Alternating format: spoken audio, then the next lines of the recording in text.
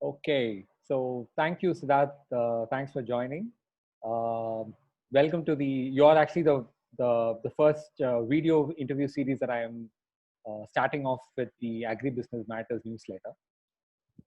I've always followed your work, ever since my clients started talking to me about, telling me about Descha Global. And I think the earliest days when you guys had this lovely graphic that you had earlier made, right, where you connect the dots. I think that was the earliest introduction I had about Desha Global, and interestingly, in all the Central American markets, all of them know Desha Global because of I have presented some of the work you guys do, and they are very curious about how you guys are doing, and I know you've moved on, but I think there's a lot of buzz that got created with the work you did at Desha Global.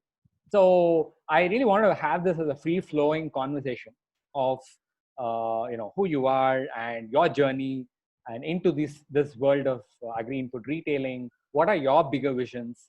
And we'll explore it from there. So why don't you start with giving your maybe an introduction to help the viewers understand your background. Sure. Thank you so much, Venki. Thank you for choosing me as the first of your interviewee, and I'm honored to be here today.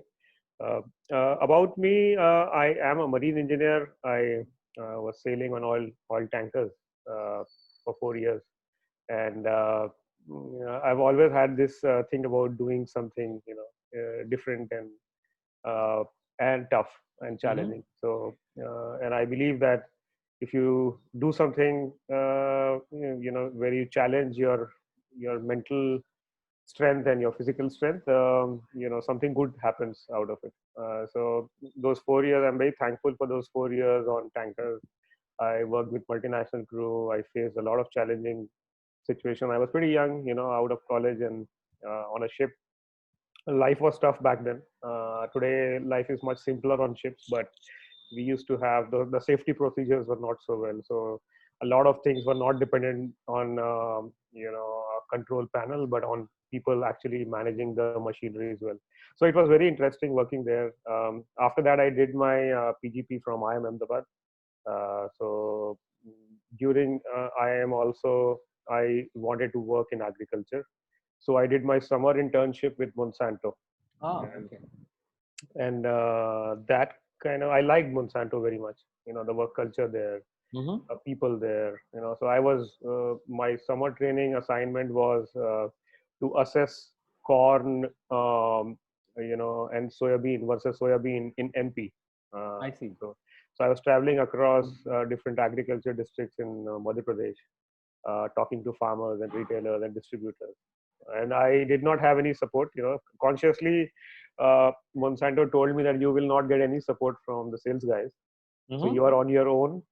So you travel on your own into the villages. So I would get into a state transport bus with a map in my hand, and then reach a village, and then so what it was again, it was tough, but it was very, very interesting, and I loved it. And I after doing my PGP, I Monsanto had come for campus I placement, see. and they knew me, so they said, Okay. do you want to be a part of the process? I said, of course. And they selected me, and then and that is where my agriculture journey began with Monsanto in 2005. Okay. And Okay. I was a product manager for cotton seed.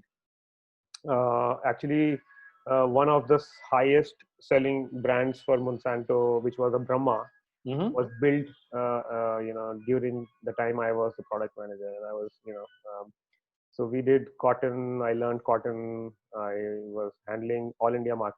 So right from north to south, the southern cotton markets is what I got exposed to. I used to travel extensively along with the field team. I used to run marketing campaigns. I used to design the P&L. So it was again a very enriching experience at Monsanto. Handling an SBU.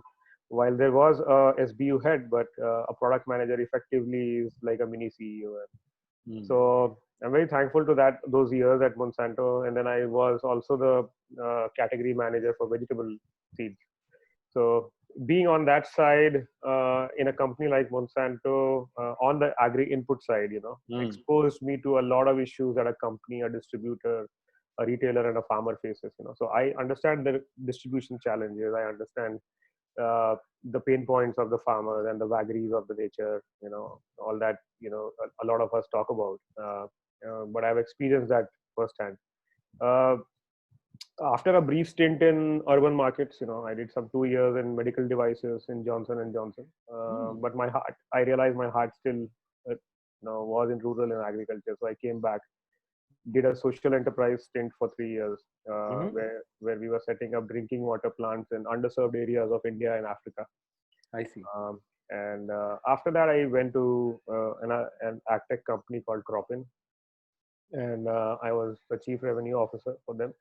And so I was handling the sales, building international sales, handling also BD and marketing function. So that was my first experience in the tech side in agriculture. And so during that time, once I was there, and then a Desta Global opportunity came in. Desta was pretty much linked to what I had done in the past. Agri input is what I used to sell. And this was a B2B agri e-commerce platform. So plus Desta had been there for around 7-8 years, and was not exactly known for being a big organization. It had this whole product had a lot of potential, but Desta had, because of several changes in the leadership or trying out multiple things, Desta had not actually been able to focus entirely on the platform. So when I joined in, there were multiple issues a small organization might have, because the leadership was not there for a while. So it took some time to understand the space, set up the team, gear up for and start working on the different products that we needed. So when I joined, there was a platform, a B2B e-commerce platform. There were issues in that platform also, but it worked. At the core of it, it did work. We had a few companies enrolled, and we had a few retailers who would buy directly from the company. So the model was there. The base had been set, but we had to scale it up. And I realized the farmer not being a part of the platform, was kind of not helping the e-commerce also. So let's say. Why do you say that farmers not being part of was not helping there? See, the retailers, so when you're working in a cash and carry, a marketplace model, so Desta, because of being funded from a US investor, could not do an inventory model, and also could not collect money from the farmer. So it had to work in a B2B space. So that was a limitation. But B2B, I believe is the right model. Nevertheless, so the limitation was that you could not carry inventory, of certain products. Now there are two different, aspects of this. So one is there are certain products which are like star products, which are in heavy demand. And they get placed also 2 to 3 months in advance of the season. So when a company like ours during season is trying to source that from the manufacturer has already distributed it to the distributor, sold it to the distributor, and distributor has distributed it to his own retailer. So there's only limited product available. Plus the pricing is not at par with what the market is now. Somebody who has bought 3 months back would have got a heavy discount, and they usually pass on the discount even during the season to the retailers. So when we buy from the company on a cash and carry, that pricing doesn't match the existing market pricing. So these two issues are there. Plus, what happens is because of this, you are not dealing in star products. So the retailers are kind of not happy with the product portfolio. So there are other products that they'll be buying, but the star products at times get missed out. So that's a missed opportunity for a company, a small company. And but if one could have an inventory and on these products, so these are sure shots going to get sold. So part inventory model where you get the inventory financed by a bank or a financial institution, and you store in your warehouse, and then you sell it during the season. So that is usually the practice. So that was like a stopgap you had to come in to we usually could not meet the demand that would come in for those products. So more. No, but this sort of an alternative route of like getting the inventory financed and by an external party, and then from that selling it was sort of a stopgap for you, right? No, but that was not possible in Desta. Okay. Because you could not carry inventory, so we could not do that. So if one is doing an e-commerce business, I believe that I'll come to that. The hybrid model is what I believe would work. So I'll come to that. Yeah, we'll explore that. Yeah. That's the central point of what we wanted to talk about. Right. So the second thing what happens is big companies, when you are a pure play marketplace, so you connect buyer and seller, which means that a big company has to sell or invoice directly to a retailer. Now they have their own CRM system or SAP that they have, and they've got a very a robust process of customer sign up. So their customers usually are not retailers, they are distributors. Yes. Right. So they're, and for whom they already have a credit line, and right. They would have already had a certain kind of history. There is a certain number of inventory days that would be given to them and all that. Exactly. So there is a process, because for the distributor they'll take a deposit amount, some 3 checks. They have to do a lot of rigorous checking. In our case, it's a cash and carry. Money comes in from the retailer and then you ship the product. So technically, a lot of paperwork to sign up is not required. But for a big company to sign up multiple retailers as customers, where you have signed up distributors, you cannot tweak that system. So you have to again do the whole process for, instead of 50 distributors that a company have, now you have 500 retailers that you need to do the process for. So at times there is a block from the company because you are not an inventory model. So let's say I take a license to sell seed and pesticide and fertilizer, but I don't stock the product. I just use that license to invoice the retailers on behalf of, so the company invoices me as a company. So let's say Helicrofter. So company, a manufacturer invoices Helicrofter, Helicrofter invoices the retailer, just because I have a license now. So I said 2 different things. So one is that you can't stock product, the star products that you want to sell later. Plus you can't invoice, and there is a resistance from big companies to invoice multiple retailers. So we were losing out on the big companies sign up also. No, so but at one level you can't stock inventory. That's because you can't own the inventory. So company owned inventory is not there, and then so which means you have you start invoicing and you sort of facilitate the trade between the 2 parties. Right. And so I'm going to take a step back and also look at maybe. So it's an interesting journey that you talk about, from the ship to the land to the heartland of the rural. So in what ways you brought your shipping experience in the way you did retail? Well, shipping experience, I would not say exactly that I use in, but shipping changed me as a person.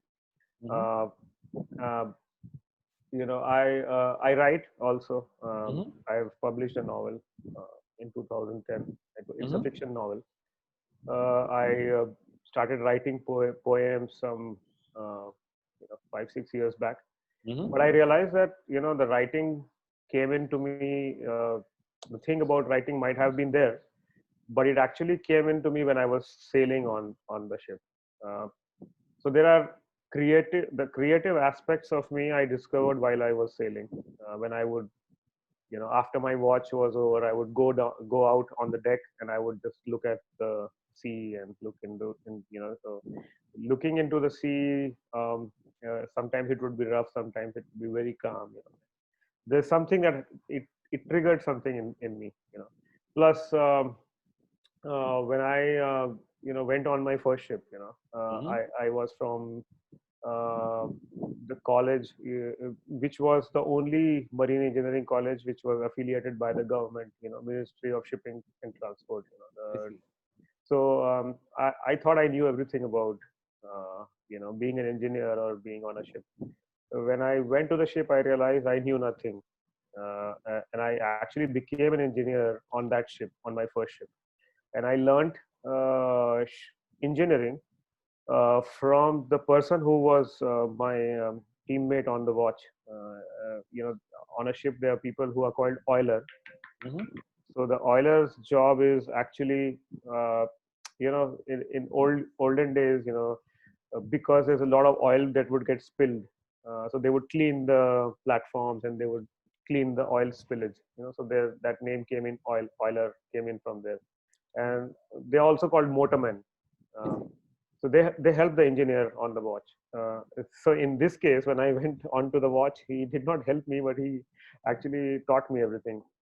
So I learned everything about, from the control pneumatic valves to the purifiers to the boiler, air compressors to freshwater generator. Everything I learned from him, and he was a class seventh failed. He studied till class six. Class seventh he failed, and after that he stopped going to school. A Marathi fellow, tall, very huge, but very patient, and he taught me everything. So I realized that very early on in life that a degree is does not teach you engineering. An education degree could only do this much. Though we had practicals, we had trainings, everything, but I did not know anything about the ship. So there are several such instances, during those 4 years when I realized, how important it is to be grounded and how important it is to learn from everyone, and that learning is a continuous process. So several management lessons I would say I learned when I was on the ship. Not exactly shipping, but some of the things that I learned on ship were hardcore engineering stuff. Mm-hmm. I used to think that I'm very logical, and I have this reasoning and philosophy about how logical life is. Uh, you know, but I was wrong there again. And a personal situation happened, when my wife was not well. So I took a sabbatical for a year in between, when I was looking at her treatment. Uh, so during that time, I realized that logic, reasoning, statistics, statistics was against us in that case, but we came out of that well. So I also realized that statistics, whether you are in the 99.9% or whether you are in the 0.1%, you don't know. Chances of you being in both of them could be 50-50%. I don't know. So statistics, because 99.9% people have done it, so you will also do it, is not, nobody knows that. And because only 0.1% survive, you would not survive, is again also, not. So I realized that logic also works, partly. So life is not just about logic. You need to have intuition. So I guess that 1 year of suffering and looking at her suffer changed something in me. And so I believe I call myself a student of life. And I think everything that I've learned is, some from the degree and some from professors, but majorly from others and from life itself. So so now you a very long answer to it's interesting. I mean, you were talking about statistics. I mean, I have certain similarities in terms of having seeing statistics play out against you. Like my wife was diagnosed with rheumatoid arthritis, and which is again a case of 1 in million women in their early 20s get that. So Mm-hmm. so in a way, yeah, I relate with being on the other side of the percentile, Right, 99.99%. right, right. And how is she doing? Yeah, she's doing better now. Yeah, Good. thank you. So so now you're starting new. You're starting Helicrofter, and which is where I wanted to have this conversation. Because we've been chatting in and out once in a while, Yeah. and now and we are also at a significant stage of evolution in the agri-input retailing, where there are agronomy platforms that are maturing, and almost each of them has about a lakh or a million sort of users across different states. You see that this model is right now, the way at least the model I see it's evolving, is at each state, each one of them have tried to understand their local geography, their cropping patterns, the important crops that are growing there, and then tap and grow from there bottom up. Mm-hmm. And there are a few players who have all come into different pockets. I'm sure we all familiar with each of these players there. So Yeah. at this stage of maturity, when you're starting new, how are you envisioning this game forward? Mm. So interesting. I agree with you that and I'm referring to our earlier conversation also when we talked about this space, and you talked about two different trends that you are observing, which are interesting. One, a B2B, e-commerce play, and the other one is advisory based, e-commerce recommendation. So ultimately, I believe that advisory definitely is required, uh, because ultimately, if you're selling products to a farmer, it's important to. So there are two different aspects of advisory. Again, one is you test his soil and weather condition, look at the weather condition, suggest basis the commodity pricing expected 3 months later, that a certain crop is to be done by a farmer, and then you recommend the products to him to buy. So I guess for that one needs to have a lot of data. One needs to be able to be very, very sure that sowing that product will definitely give an edge off to that farmer over others. And what happens in the case when you recommend the same product to all your customers in that certain area? So would a over production of the product would it ensure the same pricing that you had assumed earlier? So there are certain things that one needs to predict, I guess. The second approach is that sowing is happening naturally. People who are comfortable with tomato are doing tomato. Cotton farmers are doing cotton, and you let the supply demand, market dynamics play out, and you don't influence that decision. Now, in that case, there are certain disease which is coming, and you're giving advisory and then recommending products. Again, you have to be very sure. So one needs to have agronomists who have who worked multiple decades, or maybe a decade doing that for different companies. So if you look at companies like Monsanto and Bayer and DuPont, they have worked locally in the last 20-25 years and have developed their own agronomy package of practices. So their products, so there would be recommendations basis, taluka level field trials that they do every year, multiple field trials across locations. Now, does a startup have access to that kind of an information? I don't know. So I am a little cautious in giving an agronomy advice to a farmer, because his livelihood depends on. So at this point, I am consciously avoiding getting into that aspect. Okay. I would let the market dynamics play that part out, and I would give advisory once the crop has been selected, and I would give advisory basis the partnerships I have with the big companies. Now their products, I'm selling their products, so I would give advisory for those products. So I'm playing it a little safe at this point in time.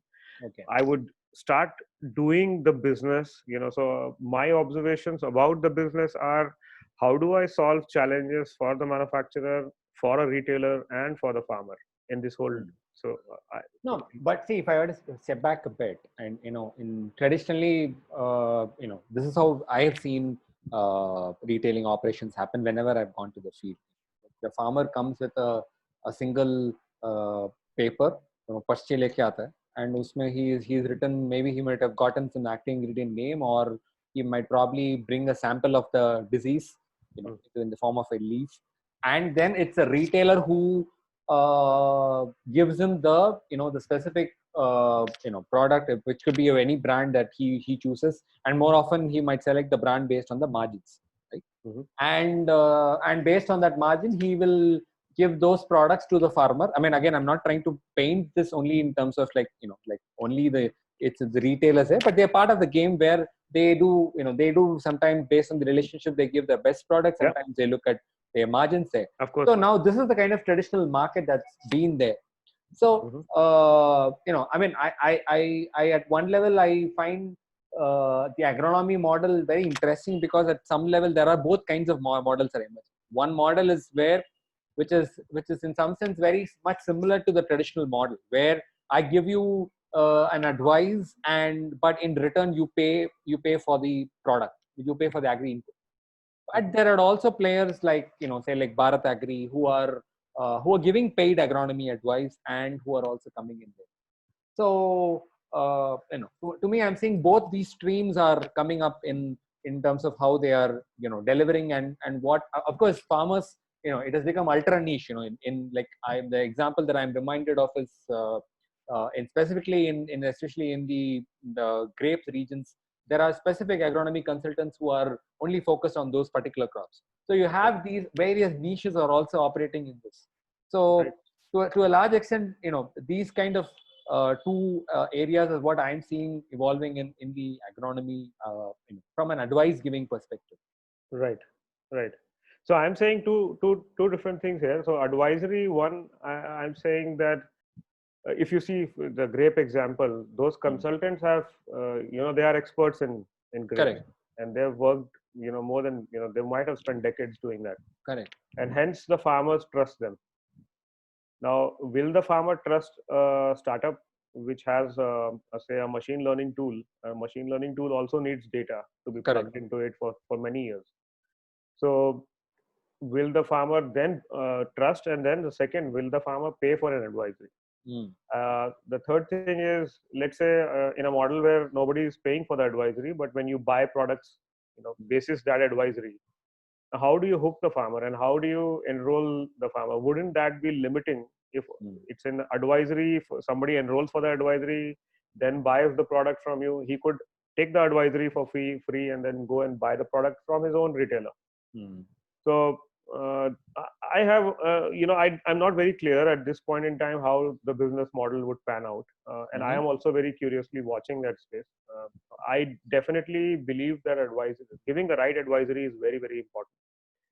But I also believe that at this point, I don't have the strengths, the required knowledge and strength, I could copy paste Monsanto advisory and sell a Syngenta product, but that would not be right. Because Syngenta products have a certain different gene sets or different traits, and so there are 10,000 different products of cotton. And they behave very differently in a different geographical location. So one product. Absolutely. So it's very complex that way, and so I would be very careful, before I start recommending. I would, my phase 2 is, once I've built the e-commerce part, I would then, plug in the advisory. But before that, I will make sure I have data scientists. I have those algorithms in my application before I actually start, giving that information out to the farmers. No, but there's also a question of skin in the game. Like, if I am paying for the advice, what ownership rights do I have? Like, do I then, does my advice is accountable for, of course there are vagaries and, there are various complex factors there. But I mean, I have always found this this problem very concerning, and that's one of the reasons why I think the spurious pesticides problem will never be solved. Yeah. Because you are based on certain equation that you have with the various players there, you are selling the produce there, and so which necessarily doesn't translate into the skin in the game with respect to giving the advice and also selling the right products for the farmers. Yeah. So, but again, now I'll switch gears. When we first spoke about, I was very curious. You said, I am looking to, sort of see what would an Udaan model look like in an agriculture. That's what you first told me when we just had this conversation. And after that, I mean, honestly, I hadn't really, I mean, I knew what was happening in the world of Udaan, and and how they are looking at B2B procurement space, and traditionally how for a typical kirana store how they would do it, but I hadn't looked at it from the lens of an agri input retailing context. So when you said that, I got very curious to see what's happening there, and I kind of looked at the picture. But I want to hear from you before I share some of my perspectives. What is it that drew you to Udaan model that got you started looking in that space? Sure. So, it again, there are things about the limitation that I had in the model at Desta because of the regulatory issues. Because I was not, holding inventory for certain products, I was also not able to do faster shipments because I was depending on manufacturer. Manufacturer during season time would be busy and he would delay the shipment to us, and our shipment would be smaller quantities, to the retailer. So if the product was available, he would not prioritize our shipment, but he would prioritize the distributors, bada wala truck. So service is something that we were missing out on for the retailers. Now, when a distributor who's locally placed and can deliver it to the retailer in 2 days, our retailer, while he's not being serviced for that product, would at times get that product from us in a week's time. So having a bit of a control over the product and the stock. I'm not saying that 100% of it we should buy it and procure it and stock it at the warehouse, but there is for certain products the shipment could have been faster. So the Udaan model was interesting because their focus, at least on paper or in their communication, is that they are serving the kirana stores, serving them by handing them credit and also faster shipments, plus a broad portfolio of products, which we were doing also in Desta. The second thing that I also liked about Udaan thing is about having the credit system built in, in the model with the retailer. Now, I do understand that Udaan might have a lot of NPAs because of the credit that they're offering, and I don't think that handing credit out, oneself, starting a financial institution like they have within the company is not the right way to do it. I think there are NBFCs and banks, who are better in position to understand which retailer qualifies for a credit, and then they pass on credit and what is the limit. So I started, after the studying the Udaan model, I started talking to banks and the NBFCs. So in Helicrofter, I will form those partnerships with the banks and the NBFCs, and I would let them assess the retailer's credit worthiness and then assign a certain credit every month, which they can avail only on Helicrofter e-commerce.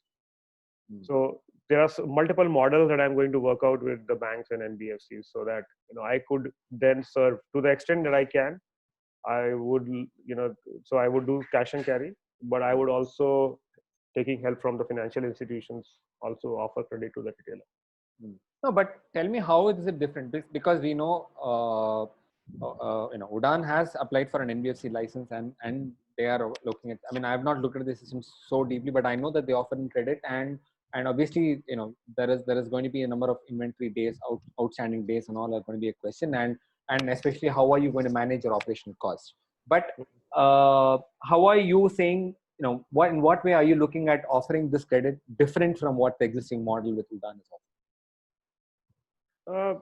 Udaan would offer credit, looking to all of their retailers, looking at the kind of buying, pattern. And so I am estimating that their value proposition is that one would get credit. In our case, it will not be so. In our case, it will only be after the credit worthiness is assessed by a bank, which should be the standard practice, because while I say that retailers are our partners, it's not that I blindly trust the retailers. The retailers are very tough nut to crack. If one has decided that he'll not pay you back, he will not pay you back. So there will be a lot of defaults.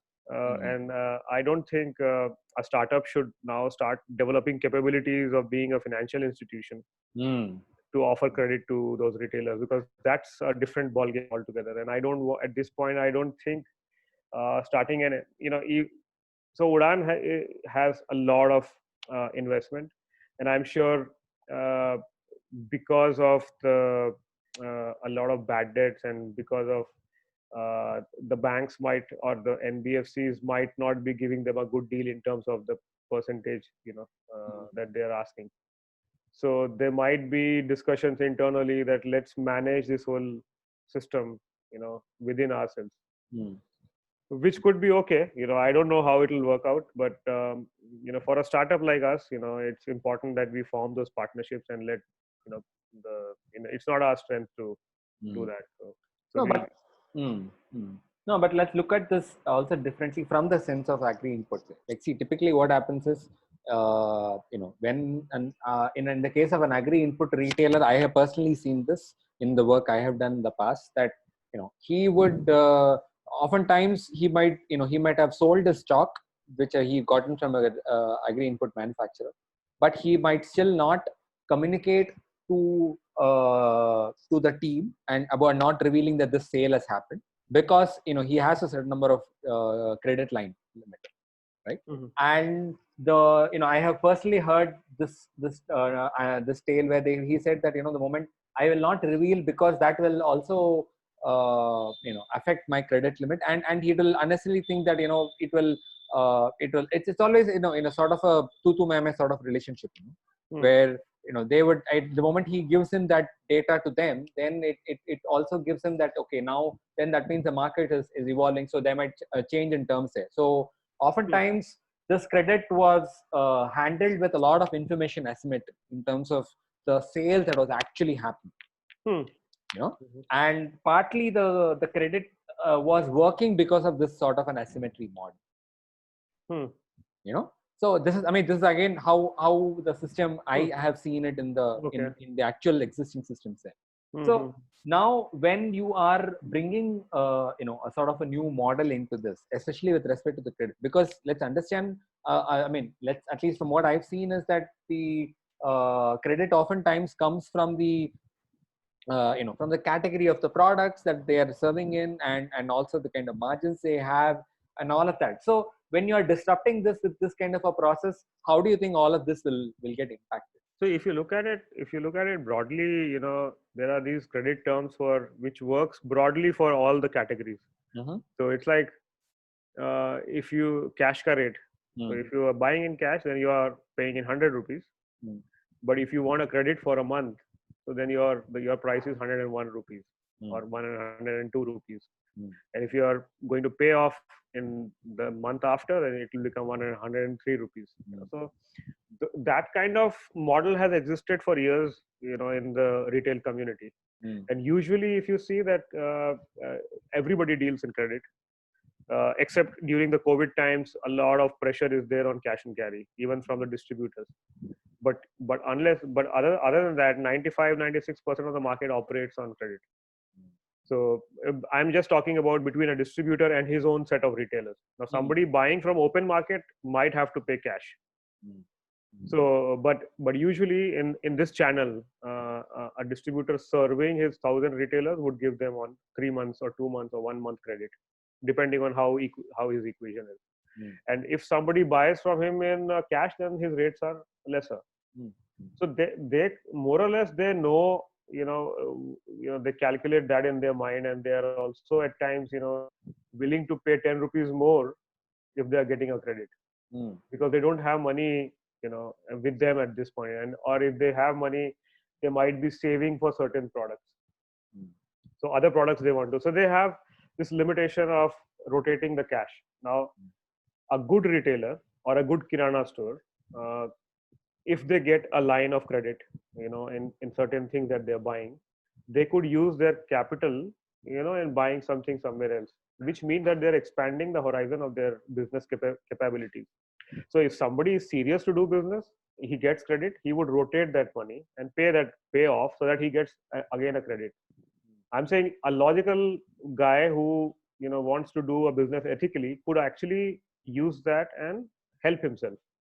So, but in the market, at times there are defaults that farmer does, and farmer does not pay him back. So he thinks that let me recover, let me not pay the credit that I've taken from a company. So that's where the risk comes in.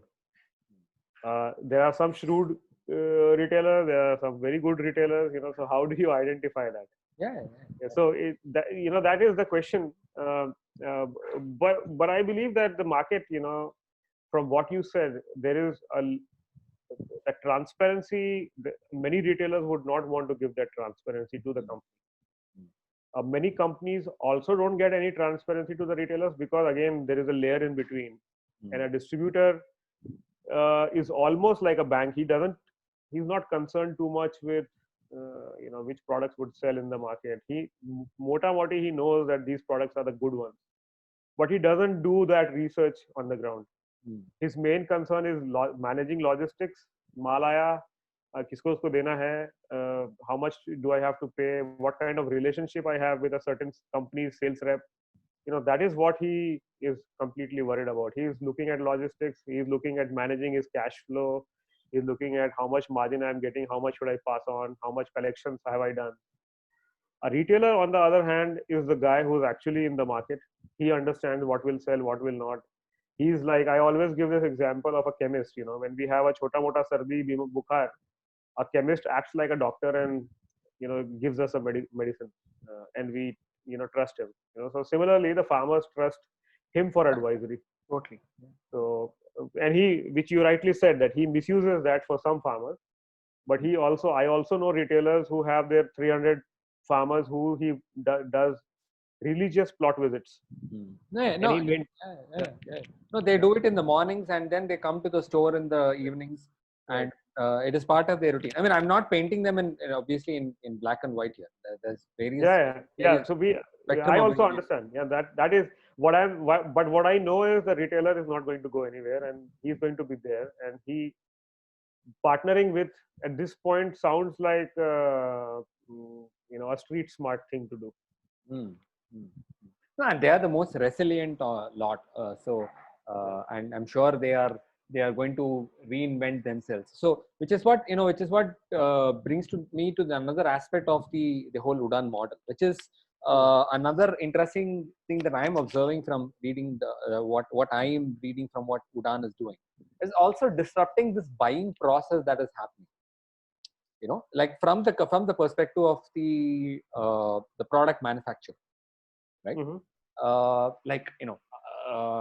I'm not going into specifics in terms of how Udaan is doing per se. Like, they from what I am hearing is that they buy the produce from a wholesaler, and which gives them a significant price advantage, and then they stock it, and of course they have their various levels of warehousing, and from then they as they stock it, and then they are able to give them certain premium pricing, which is to their retailers. So this is one model there, but what is also happening in this is that your pricing model is disrupted, and your buying process, in which I typically have my if I'm going to sell an FMCG product, FMCG sales banda is going to come there and take stock and give them the stock. So that process is also getting affected, right?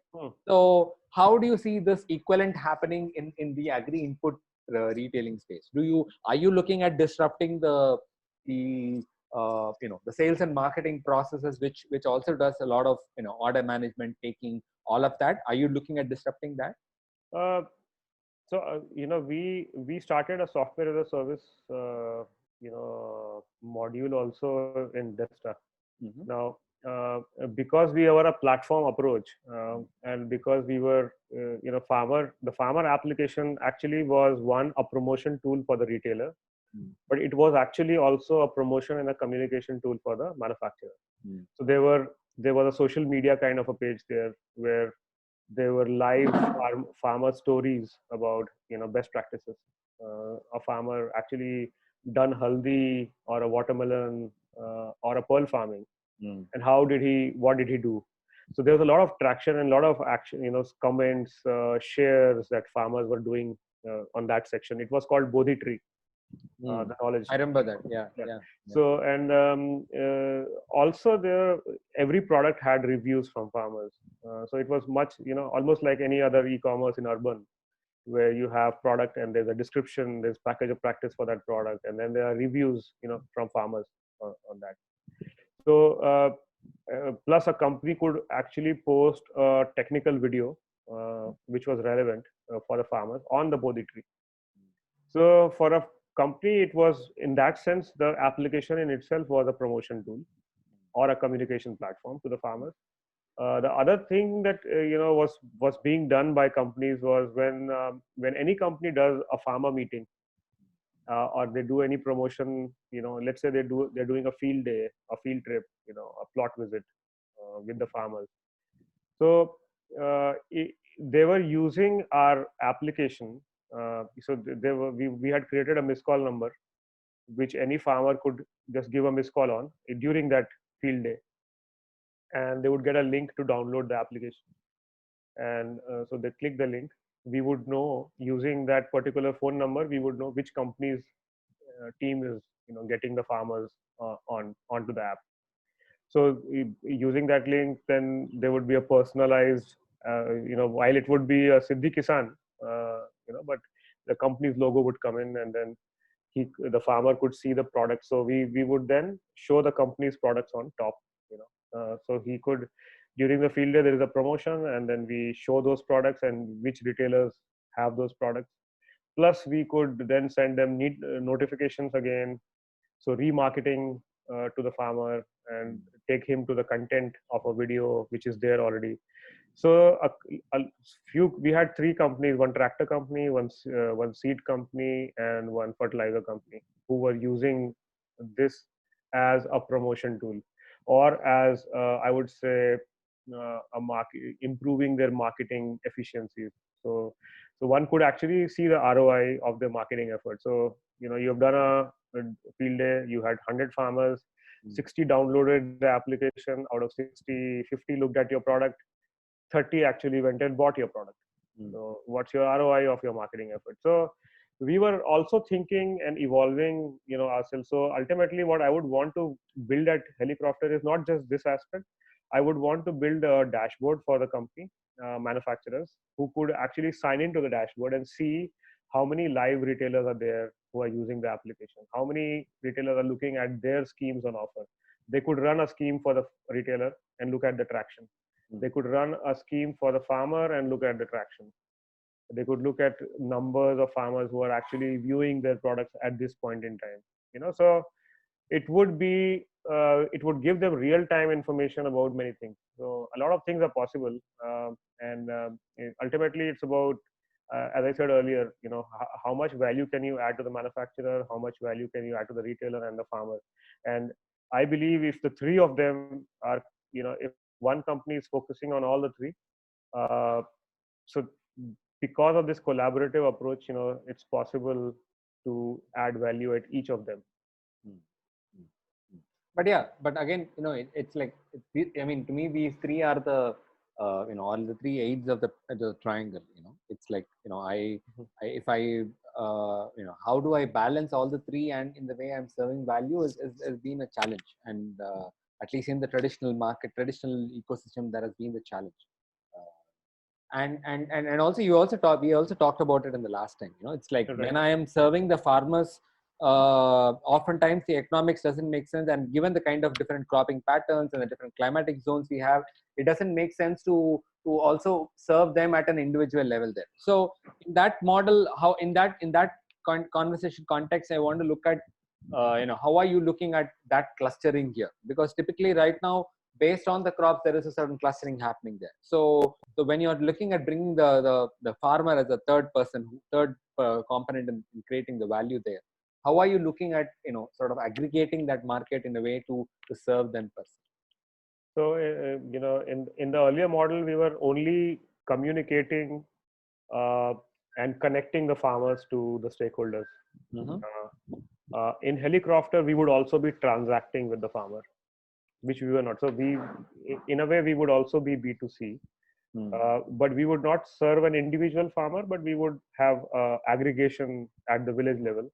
So we would aggregate demand at the village level, and we might use a brand advocate from within the village, a rural community leader, who would help us aggregate that demand. And so that then we broadcast it and then take help of either the retailer or the manufacturer to service that. So not serving individual farmer needs, as you said, the unit economics might not work in a single order being served by the farmer, but we are actually working. We actually have 6 different villages from which we have orders right now. And what I'm trying to do is look at how much logistics, what is the cost involved, and how much percentage can we give to the benefit to the farmers because they're ordering in bulk. How much can we help give as a margin to the village community leader, and whether we would be able to have some margin to ourselves. So, but in that kind of a model, if you're going with where at a village level you have maybe an influencer or there.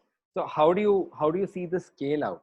Because typically, like we've earlier talked about it. You have a centralized sort of a model, which is scaling up in a way where I am, through my platform, I'm serving with farmers at an individual level. But in your kind of a model that you are putting in where, which is slightly more decentralized, right? So in that kind of a model, that model will, how do you see that scale? So the village community leader would be on the application. So let's look at it this way, that there are farmers who would be on the farmer application. The community leader would be the admin farmer, the leader farmer. So he would also have a farmer application, but he will have a special status on the farmer. So now every farmer who's around him, basis GPS location, when he puts in order, if I send notification to all the farmers, and let's say I have 1 lakh farmers, and I have, let's say, 1,000 community leaders who are not in touch with all the 1 lakh. Let's say the 1,000 community leaders are in touch with 70,000 farmers. So 70,000 farmers are assigned to those 1,000 community leaders. Now, when I send a notification, the 30,000 to order products, so 30,000 farmers who are not assigned to a community leader would order individual products, or they will have individual orders, which I would look at, I would pass that on. If I am not able to service them, if the value is too low, I would pass it on to the retailer and let him, help serve. But the 70,000 farmers who have ordered, who are assigned to the 1,000 community leaders. So the aggregation of that 70,000 farmers would happen at the 1,000 applications of the community leader. Now these community leaders we would then look at each leader's order. At this point, from the 6 orders that we have, the average ticket size of the order is 55,000. Now our retailer order ticket size is around 15,000 rupees.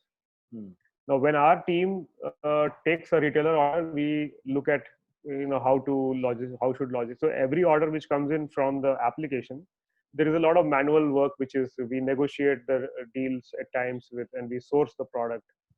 So we run behind a 15,000 order. Now we have a 55,000 rupees order. So while when you are looking at it, you think that it's a B2C, which might be small, but this B2C is actually 3 times or 4 times bigger than my B2B order. So we would use the same philosophy of servicing this order. it helps. At this point, it is making making much more economic sense. And I think that if we do it well, even next year we would have 30% of our total orders would be from the farmers, and sooner it would be 70% of the value would be from the farmers. And I think that is the way to do it. Servicing a unit order is going to be tricky, and it will never be profitable. At least in rural, it will not be. In fact, in urban also, the Amazon orders are not profitable. So in that case, your farm ambassadors or influencers, however you want to call it, they will be sort of coming in on board as your agents who will be like your last mile agents and delivering. Right? So at this point, we are going to treat them not as a salesperson, while they will act as one. We actually have a network of 2,000 such ambassadors who have been working with us for the last 1 year. They were working, helping us get farmers onto the farmer application. Actually, they got 10,000 farmers onto our app. Out of the 1.5 lakh farmers that we had on the application, 10,000 were brought in by the ambassadors. In this role, we have already spoken to them that they would be aggregating orders, which they see as a service to the farmers, to the fellow farmers. So farmer need not step out of the village. Plus, because there is an aggregation, they expect to get a good price sitting at their home. So, and he would be taking care of looking at whose order, who is going to service which retailer, whether the logistics. We might pitch in the logistics, and we might send our own vehicle. But in many cases, they know vehicle owners whose vehicles are flying. So we will, in that case, also pay them certain fees for picking the order up. So you're not going to own in that way the inventory in terms of serving these, in terms of that, right? Yeah. So we would do it's called a marine insurance. When you have in case there's an accident and the product gets lost. So there is an insurance which is possible for this kind of thing. So when we work with a professional transporter, we have they have arrangement with insurance agencies. But when you are tying up with a local entrepreneur who has a vehicle, but you could still do a insurance and just to secure. So technically, the ownership is getting passed between a retailer and a farmer. But in case there is a mishap, the insurance agency can, so that there is no loss. So both their liabilities are taken care of. Right. So I mean, that's the other thing about in terms of when you're talking about fulfillment. Like in a traditional Udaan model, from what I'm seeing is they have different warehouses, which is like for essential items there is one, and there is non-essential items there's a different warehouse, and so they're doing it with a huge operational. The operating leverage is also huge. So in that kind of a model, I mean, in an agri, obviously there are regulations that come into play in terms of I can't house all my agri input products in the one warehouse, and there are norms and regulations that are there. And then there's also the Insecticides Act rule, which says that I can't home deliver it also. So in this context, applying, seeing how these models will evolve will be tricky. Will be tricky. That's true. Yeah, I'm also very, but I'm good. I'm happy that there are many companies working, many different models happening, all in the interest of the ag ecosystem. It will definitely help the system. Yeah, no, I mean, we saw the benefits of it when now with the COVID that's happening in terms of people where the an event like this compresses the change part in a shorter time frame. Yeah. So in that way, I think these are interesting times, and to me, for me, I mean, at least how this will change the credit they have for retailers and primarily for farmers is something that's more important, because we still have a paucity of credit, and that credit is again hobbled by so many inefficiencies there. So So do you see any downstream trickling effect in terms of credit, in terms of how your model will have an impact? So in with the discussions with the banks, they would definitely want to explore farmer credit. Uh, uh, but yes, a system, e-commerce system where we capture transactions from a farmer would also help them reach out to those farmers, collecting a KYC document on the application, getting details about his land, from the application. All that would be very important to facilitate that loan, that loan process for the banks. So they are interested in partnering with us, not just because we are pushing them to give a retailer financing, but because they also want to promote their products to the farmer, which includes personal loans, which includes crop loan, tractor financing. So all that is going to be a part of the deal. When we start working with a rural division of a bank, we would be working on all the things. So I believe the future would be about helping. When a farmer logs into our application, he could just do a simple filling up, and he could apply for certain loans on the application. Yeah, and again, with the data, there is far more potential that is available. So definitely, I know we've already short on time, but that's again a different story in terms of to see. Like, because at least from what I've seen, we are way too behind in terms of maturity of seeing how this data can be put to use for the benefit of the farmers in the ecosystem. Of course. So yeah, interesting times ahead. Interesting times, definitely. Yeah. So I wish you all the very best for your helicopter. I will be watching how you get, and let's see if there is how this is evolving, and maybe we could have a further conversation to see. Of course, I would love that. Yeah. All the best to you too, Venki. Thank you. Thank you. Thanks for joining us. Yeah. Thank you so much. Thank you. Take care. Bye.